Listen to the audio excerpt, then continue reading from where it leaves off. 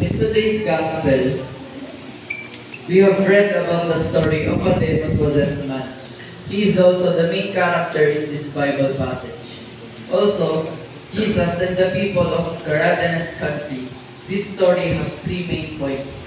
1. Jesus' power. 2. Jesus' compassion. 3. Jesus' authority.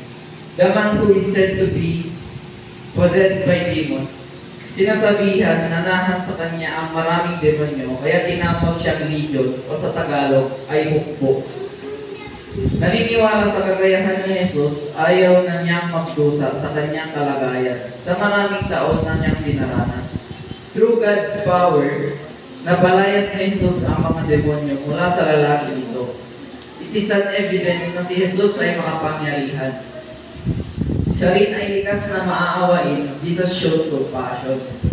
To the man, nagmamakaawa ang lalaki kay Jesus nang huwag na mahirapan sa halip siya ay tulungan. Ayaw niya sa kanyang kalagayan. Matagal na panahong hubo ang isa sa sementeryo na ninirahan.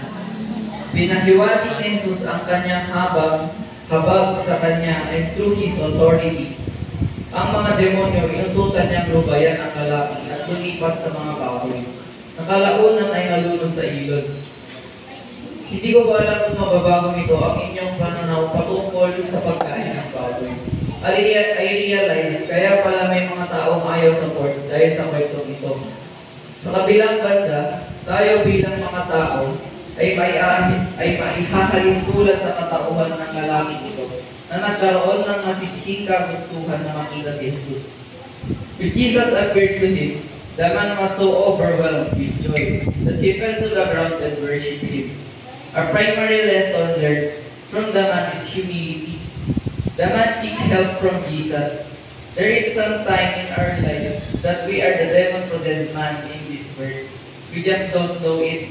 Pwede dahil dinikta na ng buong buhay natin ang paghahabol at pagiging focus sa mga bagay na sa mata ng Panginoon na hindi mahalaga.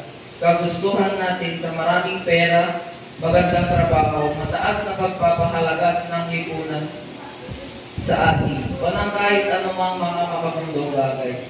Maaaring ito ay hindi pa natin nakikilala si Jesus at hindi pa natin nakikita ang kanyang tunay na kapangyarihan. Ngunit tulad ng lalaking binago ni Jesus, sa tekstong ito, nabago ang ating pananaw sa kahit anumang makabundong bagay. At naitoon ang ating dedikasyon sa pamumuhay ng mapayapa sa pamamagitan ng pag-ibig ng Diyos. Tulad ng lalaking binago ni Jesus,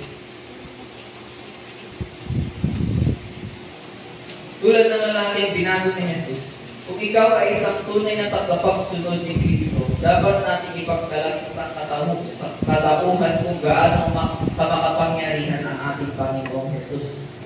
It is a learning that we should spread the gospel at hindi lamang natin ito sasalihin. Dapat tayong maging role model sa mga doubtful people na tipong mapapasabi sila ng grabe, binago talaga ng Panginoon. Grabe, binago talaga ito ng Panginoon. Hindi yung mapapaisip sila na attend sa church activities pero demonyo pa rin naman ang pag-uugali.